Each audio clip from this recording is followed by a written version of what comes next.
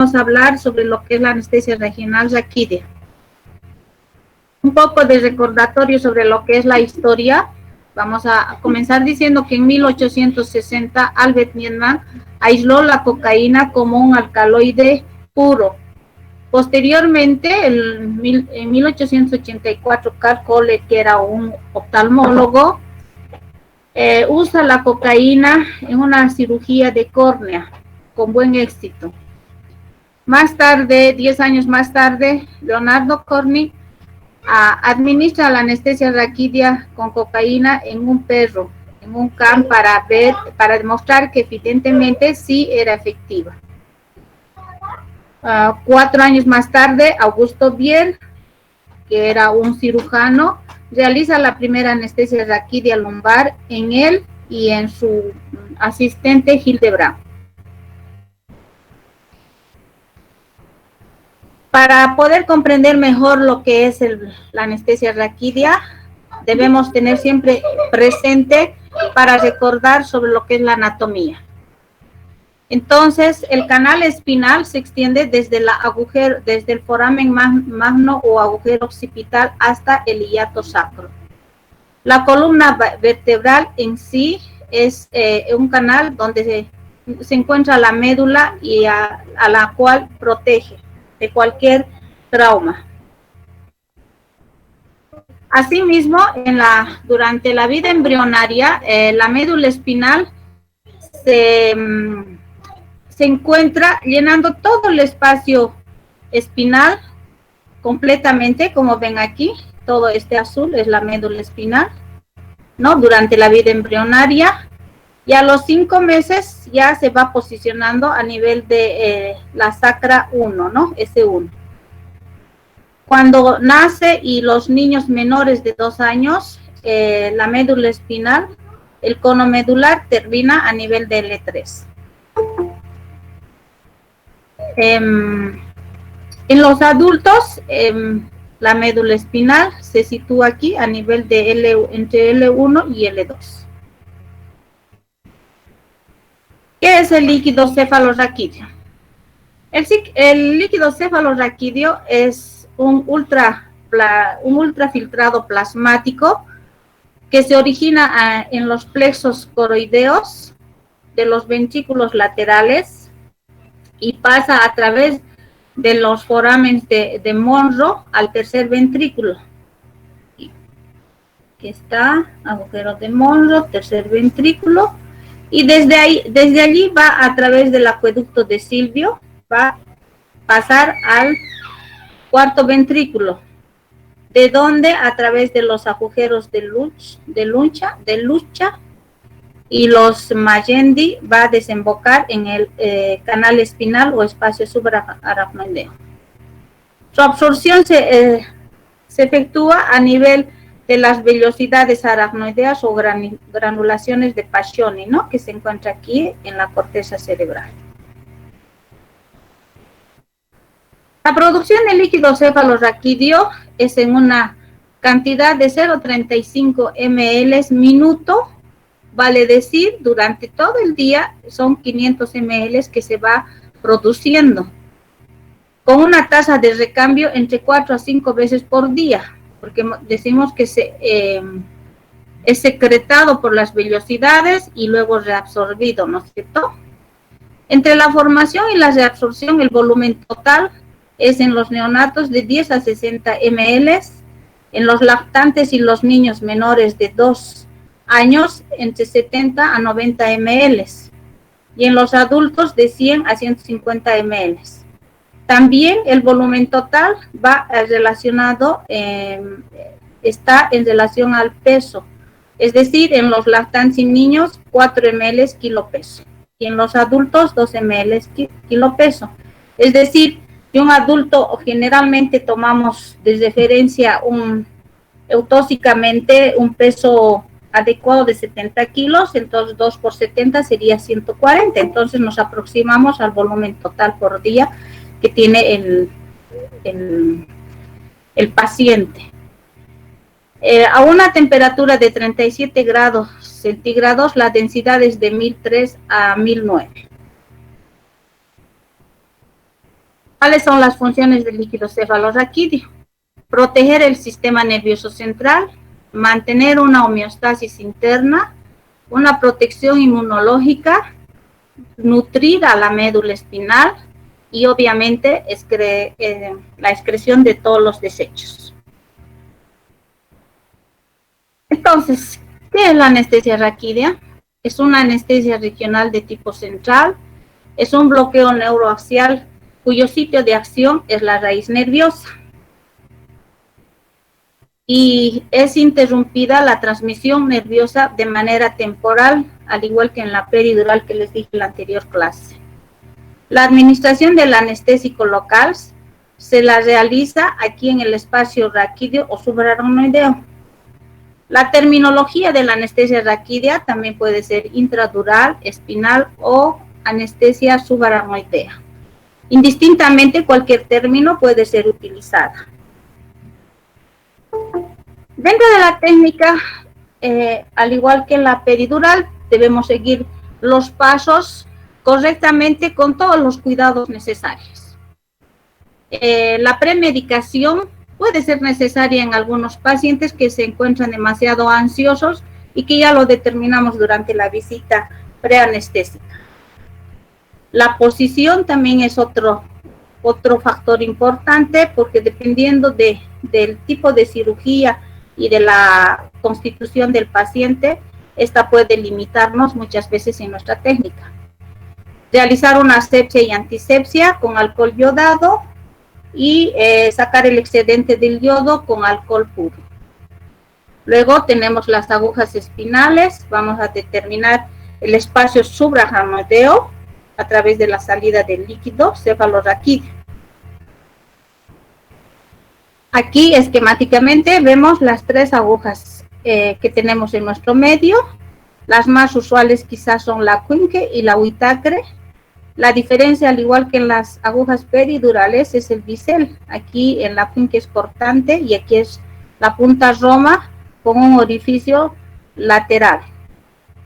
Y la de Sprott, que también es casi roma, pero ven, casi se parece a el bisel a la de la Quinque, solo que es un poco más alargada. Estas son las agujas que actualmente tenemos y utilizamos. Cuando hagamos la práctica vamos a ver, esta vendría a ser la de Quinque y esta es la de Whitacre. ¿Cuáles son las posiciones que podemos posicionar al paciente? Puede estar sentado, decúbito prono o decúbito lateral.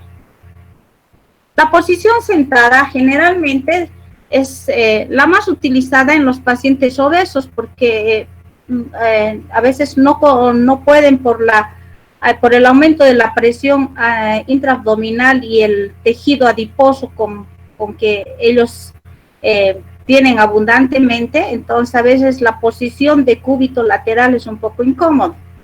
Y además esta posición también, este tipo de pacientes, nos ayuda a un poquito más abrir los espacios de las apopsis espinosas. Y esta posición también se utiliza de preferencia cuando solamente queremos hacer el bloqueo a nivel de las raíces sacras, lo que llamamos bloqueo en silla de montar, generalmente para las cirugías ginecológicas o de periné, vaginas, algunas suturas, episiotomías, etc. ¿No? La de cúbito lateral, esta posición es de primera elección, sobre todo en las personas embarazadas, en las mujeres, porque y debe ser en decúbito lateral izquierdo, lo cual va a evitar la compresión aortocava y la hipotensión materno-infantil, porque no nos olvidemos que ya la presión intraabdominal por el aumento del útero, entonces ya va comprimiendo la aorta abdominal. Y si nosotros la tenemos sentada, entonces, ¿qué estamos haciendo? Estamos comprimiendo aún más. ¿Cuáles son las vías de abordaje?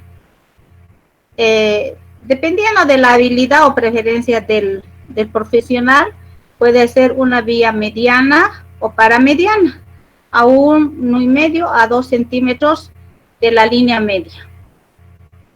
Aquí se ve. ¿Cuáles serían los planos que vamos a atravesar? Al igual que en la peridural, son los mismos, con la única variante de que aquí vamos a perforar la dura madre. Entonces, tenemos aquí la piel, el tejido celular subcutáneo, el ligamento supraespinoso, ligamento interespinoso, el ligamento amarillo, la dura madre y el espacio perideo, que es espinal. ¿No? ¿Están consiguiendo ver bien, jóvenes?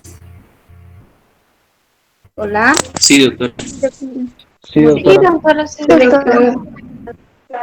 doctora. Ya. Entonces aquí también vemos, ¿no? De manera más esquemática, aquí, el espacio subaracnoideo. Y como les dije anteriormente, entonces, ¿cómo determinamos la llegada? Generalmente la perforación de la dura madre se percibe ya quienes nosotros tenemos la práctica como un clic, o sea, es decir, como si estuvieras atravesando una bolsa de nylon. Entonces es un pequeño chasquido donde generalmente a veces el que está de lado también consigue escuchar, ¿no? Entonces aquí y vemos, retiramos el mandril y inmediatamente sale el líquido cefalorraquídeo. ¿Cuáles son las determinantes del bloqueo? La dosis del fármaco influye bastante, sobre todo en esta técnica, porque cuanto mayor concentración, entonces mayor efecto. Concentraciones débiles, sabemos al igual que cualquier otro fármaco, entonces su acción también es más débil. La varicidad del anestésico local, que generalmente esto está en relación a la densidad del líquido cefalorraquídeo. Ya vamos a hablar más adelante sobre los anestésicos locales. La turbulencia del líquido cefalorraquídeo, porque no es lo mismo en las pacientes embarazadas o en los obesos que tienen algún problema de tumor abdominal. Entonces, como va comprimiendo, entonces la turbulencia normal se encuentra aumentada en este tipo de pacientes y si hacemos niveles altos podemos llegar a bloquear inclusive hasta el mesencéfalo, ¿no? Entonces, porque la turbulencia siempre va en sentido hacia arriba. Entonces, el anestésico puede diseminarse ahí. Y obviamente las curvaturas también, que son otro factor limitante y dependiendo, ¿no? Por ejemplo, en las embarazadas, la lordosis lumbar es más acentuada. Asimismo, en algunas personas que tienen vicios de posición, como decimos, ¿no? Como llamamos normalmente. ¿Cuáles son las indicaciones? En cirugía general y obstétricas generalmente, ¿no? Las cirugías pueden ser traumatológicas para todo tipo de cirugías en las extremidades inferiores, del abdomen inferior, algunos también abdomen superior, ¿no? Porque muchas veces hoy en día el cirujano pues ya ha tomado la opción de que las vesículas ya las hagan con este tipo de bloqueo por el factor económico. Uno que sí, en realidad que puede colaborar, ayuda bastante en algunos pacientes que no tienen económicamente para pagar una cirugía, ¿no? Entonces, en relación a una anestesia general, obviamente el costo es muy económico. Y desde luego dentro de las cirugías obstétricas, el parto vaginal, ayudamos cuando ya está en 6 hasta en 8 o 9 de dilatación, cuando ya prácticamente está coronando, como dicen los ginecólogos, los obstetras. Y obviamente para el parto cesárea y cirugías de perineo. ¿Cuáles son las contraindicaciones? Al igual que en la peridural, tenemos las relativas y las absolutas. Dentro de las relativas es la infección localizada, es decir, si en el punto que nosotros hemos elegido percibiéramos una pequeña lesión, podemos hacerlo un poquito más arriba o más abajo y nos alejamos de ahí, ¿no? Pero con el riesgo de que podríamos arrastrar nosotros un poco la secreción por la cual se ha producido esa infección. Pacientes con hipovolemia, eso lo podemos restaurar previamente al bloqueo, al inicio de nuestra técnica anestésica. El dolor lumbar está también como relativa, porque las agujas han visto son demasiadas finas, calibre muy delgados, entonces el daño que se puede producir es casi cero. Y las lesiones nerviosas, que también no habría mucho problema para nosotros aplicar esta técnica. En cambio, las absolutas sí, esas las debemos respetar.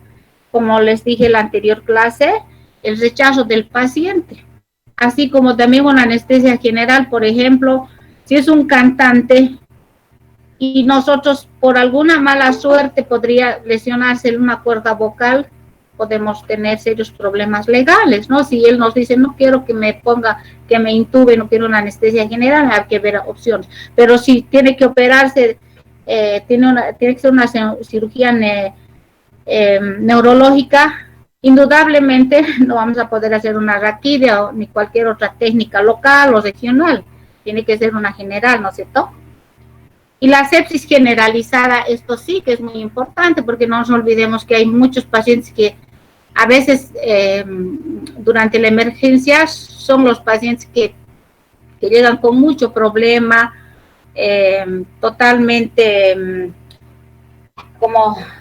como se dice, o sea, que no están dentro de los parámetros, por decir, tenemos en las emergencias, tenemos realmente casos muy severos, pacientes descompensados, que corroboramos con los laboratorios, y para nosotros es muy importante ver los parámetros del coagulograma, porque si de alguna manera nuestra técnica siempre es invasiva.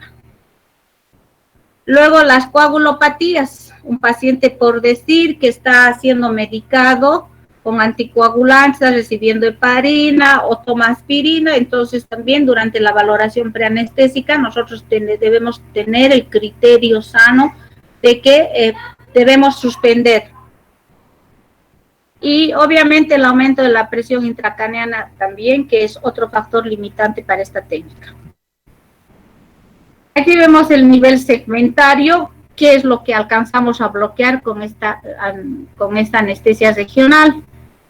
Y lo mismo sucede con la peridural.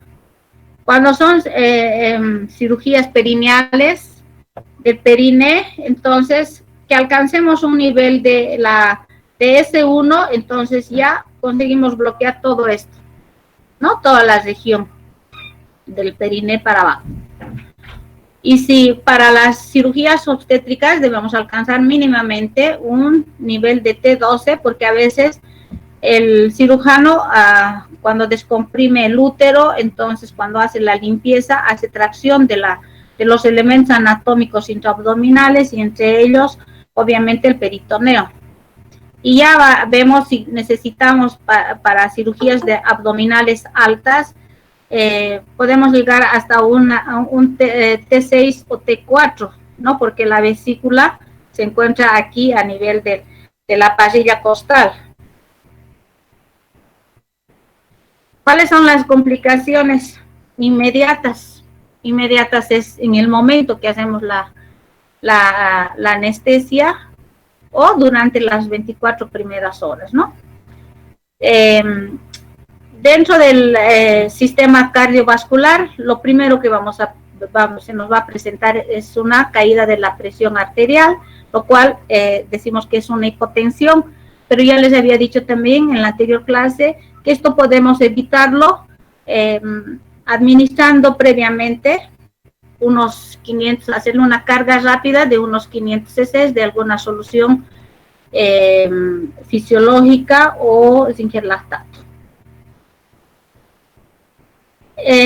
La bradicardia, esto debemos tener cuidado con los niveles muy altos. No nos olvidemos que no solamente son los músculos accesorios de la respiración, que podríamos bloquear, sino que también tenemos las fibras, que es los nervios, las cardioaceleradoras propias del corazón, que también discurren ahí por la parrilla costal. Entonces, si nosotros bloqueamos eso, ¿qué vamos a conseguir? Una bradicardia súbita que no vamos a poder ese rato compensar, no nos da tiempo y el paro puede ser inminente. Luego, otra de las complicaciones aquí, si usamos la aguja, sobre todo la de Quincke, que es bisel cortante, podemos lesionar, hacer una punción inadvertida de algún pequeño vasito. Entonces, siempre debemos aspirar antes de administrar el anestésico local.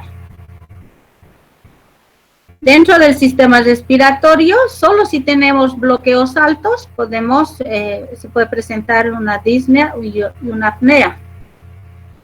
Dentro del sistema gastrointestinal, las náuseas y los vómitos con esta se acentúan más que en la peridural. Por eso es siempre prevenir la hipotensión.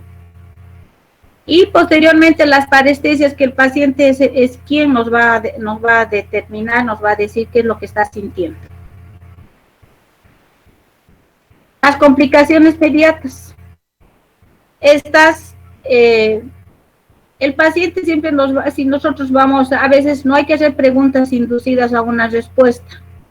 Como el cirujano, generalmente, él nunca va a aducir que es por la cirugía que el paciente va a estar con dolor.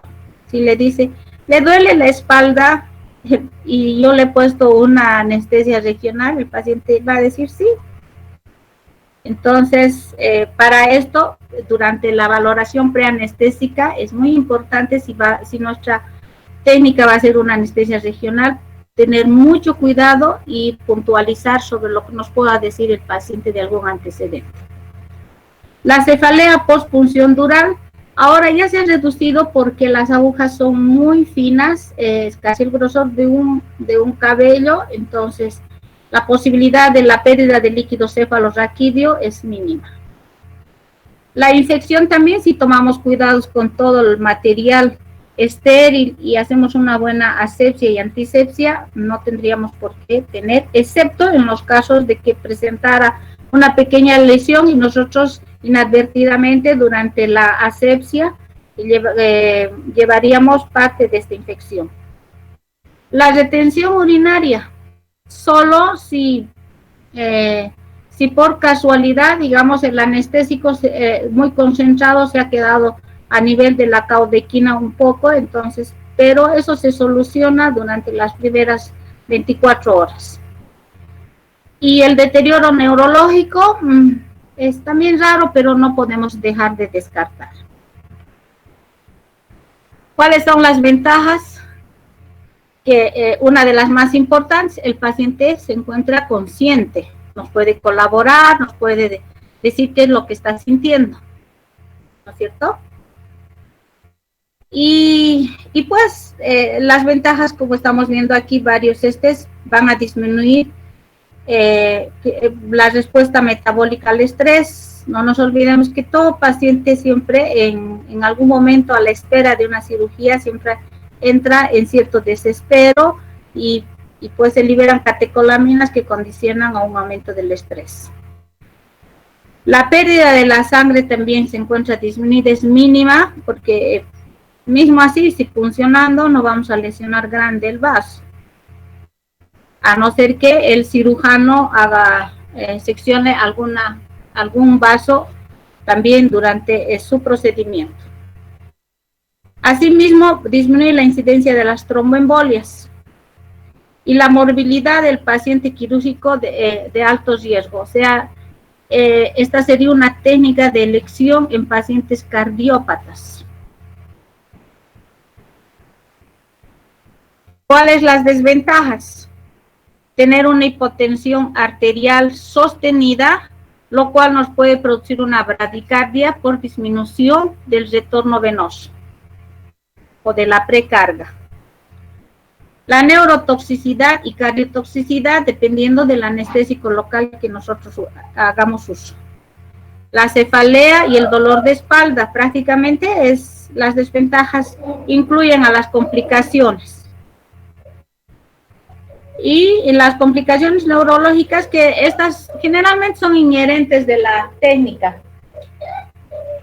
Y la otra desventaja quizás para este tipo de procedimiento es la duración, que es muy corta, porque no son volúmenes mayores como en la peridural que nosotros administramos, y además es una sola dosis, aunque también no se descarta porque hay también las anestesias raquídeas continuas, pero no tenemos el material, entonces no podemos arriesgarnos a hacer con cualquier otro material, ¿no? Tiene que ser el necesario y el correcto. El bloqueo, como quiera que esta anestesia bloqueamos la parte sensitiva, motora y en algunos casos autonómica, entonces, ¿cómo vamos a valorar nosotros la eficacia de nuestro bloqueo? Hay esta escala de Bromage que nos indica la evaluación del bloqueo motor. En algunas vienen 1, 2, 3 y 4, las modificadas, ¿no? Entonces, decimos Bromage 0 cuando no hay bloqueo. Ven que aquí el paciente o la paciente puede flexionar o estirar normalmente los pies. Bromage 1 cuando ya el bloqueo se está instaurando y está moviendo pero aún el pie. Bromage 2 cuando ya nosotros pedimos al paciente doblar la rodilla o levantar sin doblar y no puede, no consigue. Y Bromage 3 cuando ya hay un bloqueo total, completo, es decir, ya la anestesia está totalmente efectiva para que el cirujano pueda comenzar.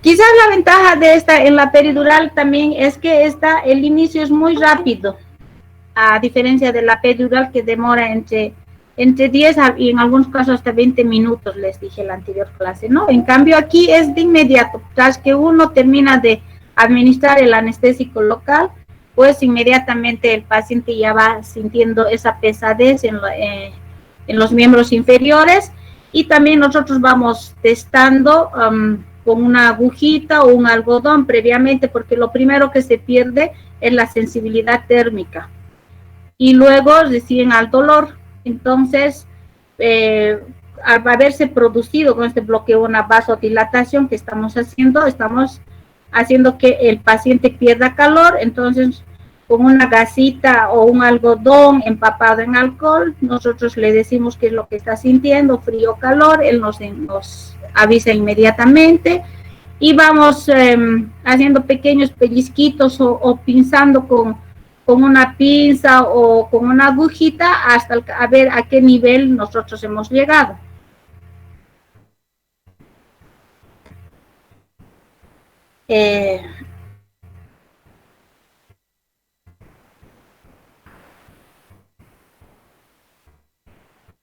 Sobre el tema, ¿alguna pregunta, jóvenes?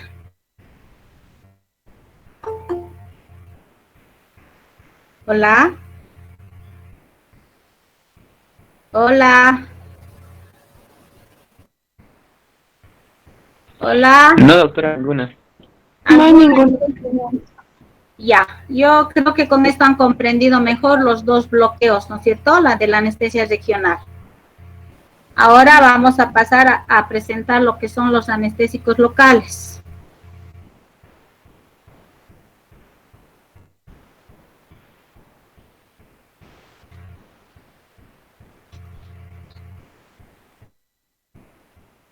Bueno, estas técnicas se utilizan unos fármacos llamados anestésicos locales.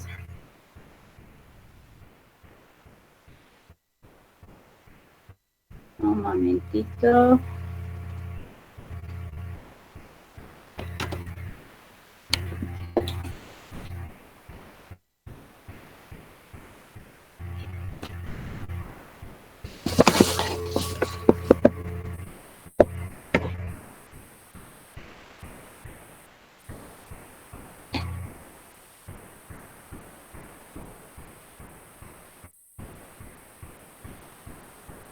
Voy a bloquear mi cámara para que no haya interrupción.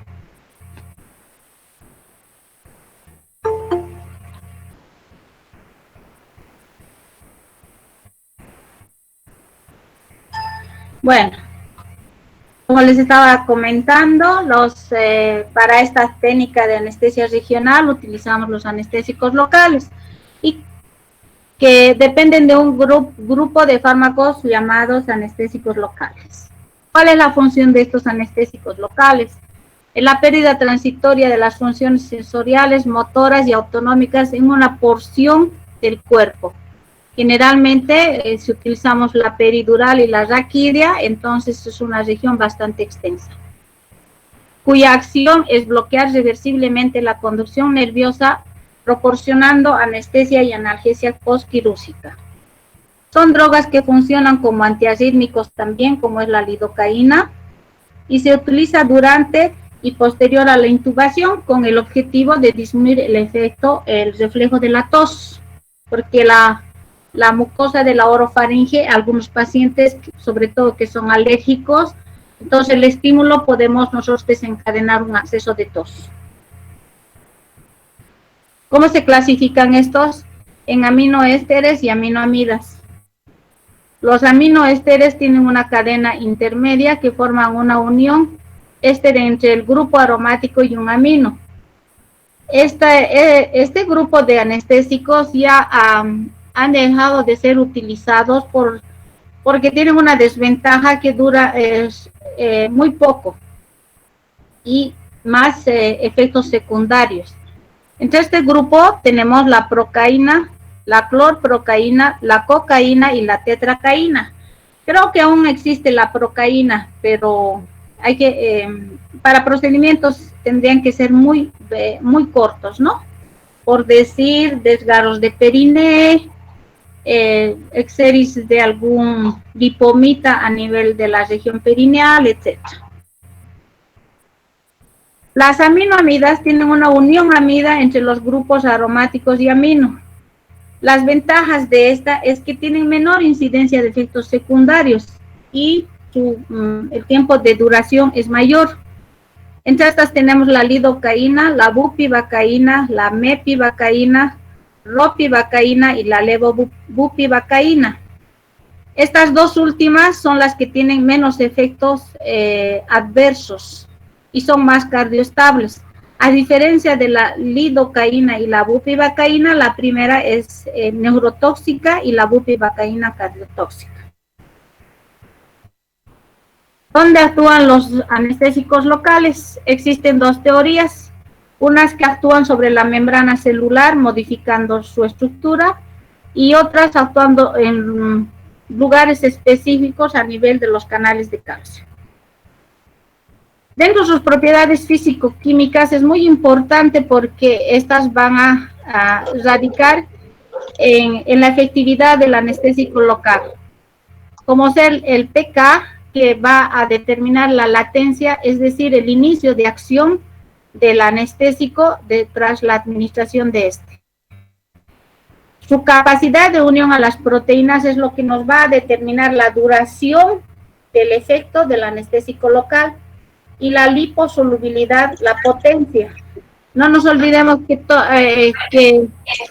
el sinfín de drogas, tanto fármacos anestésicos como cualquier otro, se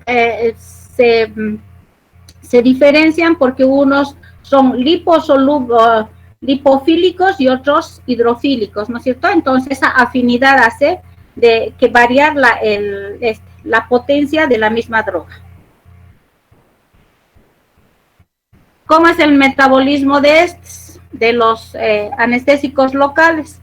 Los ésteres son hidrolizados o metabolizados a través intraplasmáticamente por la pseudocolinesterasa, a diferencia de las amidas que sufren una biotransformación a nivel hepático. Esa es la diferencia, por eso es que estas han entrado en desuso porque su acción es muy breve. ¿Cuáles son estos anestésicos locales? Aquí tenemos la bupivacaína, aquí la lidocaína. Bueno, vienen en diferentes presentaciones, pueden venir en frascos, pueden venir en ampollas y ahora vienen en unos frascos que llaman, o en ámpulas, no sé, de plástico, ¿no? Ya cuando entremos a quirófano, ahí van a poder verificar. Las dosis de la lidocaína está entre 5 a 7 miligramos kilo peso. De la bupivacaína, la levo y la ropivacaína es de 2 miligramos kilo peso.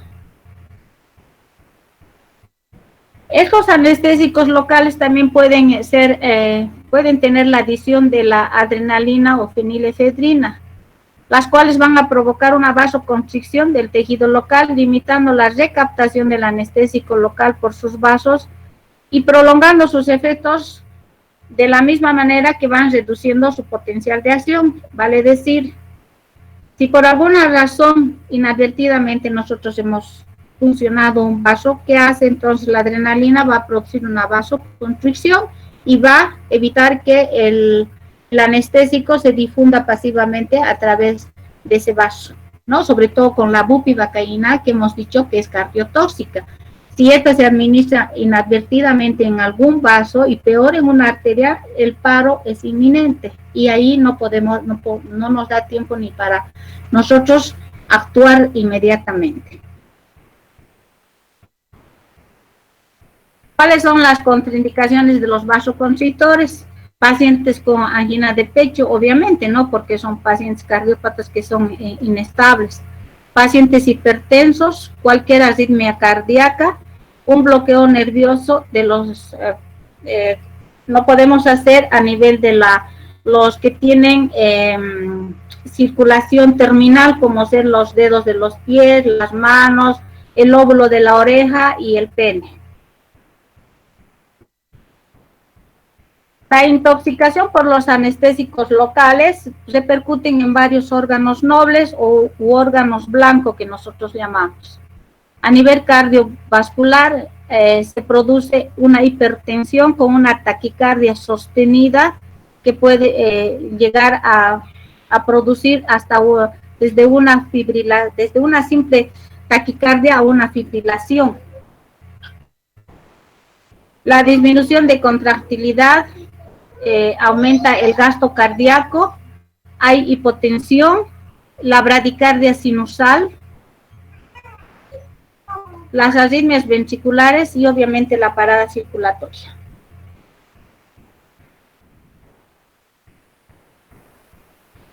Dentro del sistema nervioso central, ¿qué nos va a producir? Mareo, acúfenos, entumecimiento perioral y confusión.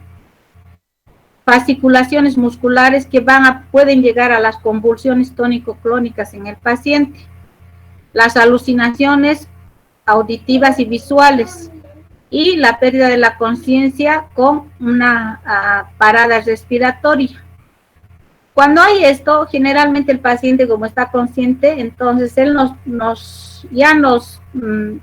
pone sobre aviso que siente cierto hormigueo en la lengua. Entonces eso ya nos tiene que alertar que estamos entrando a una intoxicación del sistema nervioso.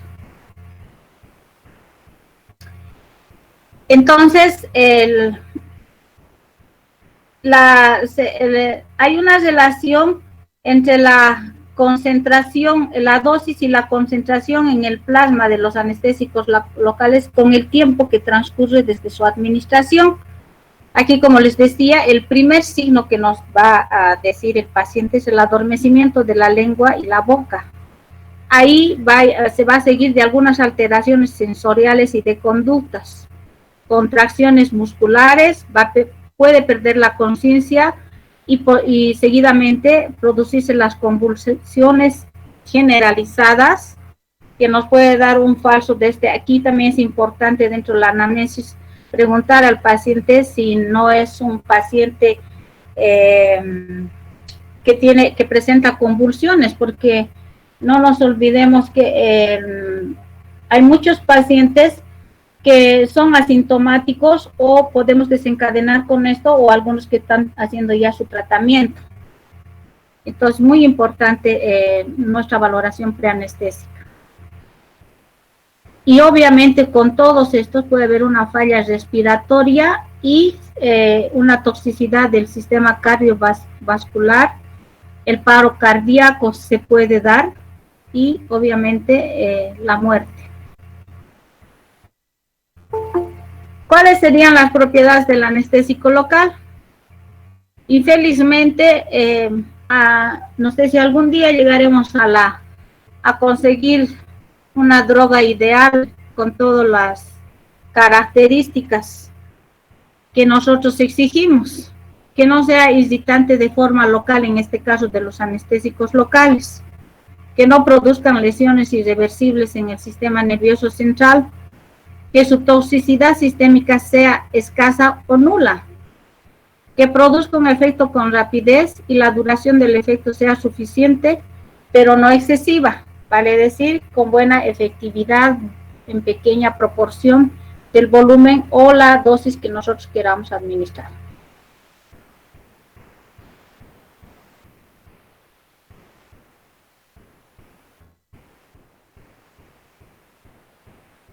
¿Alguna pregunta, jóvenes? Hola. No, doctora. No, doctora. No, doctora. ¿Han entendido? Creo que ustedes saben más que yo. Hay una teoría, ¿no?, que se dice, el que no pregunta es que sabe mucho o no sabe nada. ¿En qué grupo está? Doctora, buenas noches, una pregunta. Dime. La lidocaína, entonces, ¿cuáles serían sus indicaciones? La Que no lidocaína. serían para quirúrgico, ¿no? Sí, tenemos la lidocaína, ¿no? Generalmente se usa como una droga antiarrítmica, ¿no? Porque dentro de sus acciones está la estabilidad de la membrana. Pero utilizamos todavía porque es el anestésico que actúa más rápidamente en relación a la bupivacaína, ¿no? Entonces podemos combinar la lidocaína y bupivacaína. Obviamente que el grado de toxicidad se puede dar cuando nosotros utilizamos, digamos, a mayor dosis de la recomendada. Por eso siempre en anestesia, y no solo en anestesia, ¿no?, hasta del antibiótico debemos dar siempre dosificado de acuerdo a lo que nos indica la literatura. Y ojo, ¿no? Cuando siempre hablamos de las dosis kilo peso, y esto no va en relación al peso real, sino al peso ideal, porque un paciente, por decir que tendría que pesar 70 y pesa un 110, no vamos a calcular en ese peso real, debemos calcularle en su peso ideal, ¿no? Para evitar cualquier complicación y efecto secundario. Gracias, doctora. ¿Alguien más?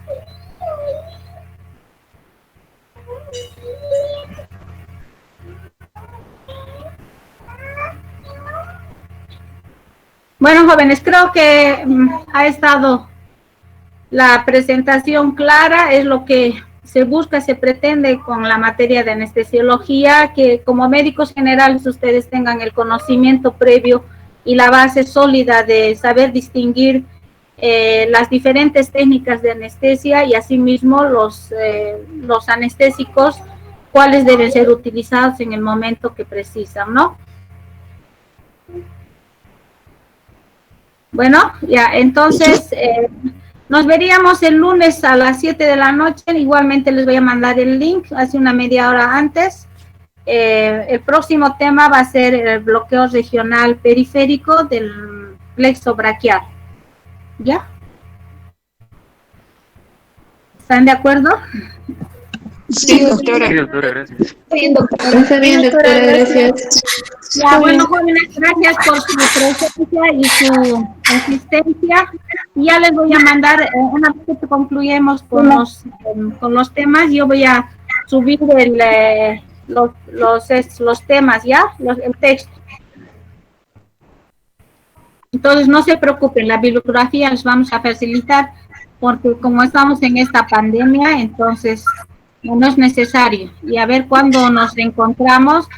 Y quizás voy a consultar con el grupo, con el departamento, si pueden, cuando los grupos que les corresponde conmigo pasar la práctica, ¿ya? Vamos a ver, busquen entre ustedes un representante y me mandan a través de WhatsApp un mensajito y veremos para ir avanzando. Tal vez nos den nos indican de que podríamos hacerlo, pero la práctica de medicina ya se ha determinado de que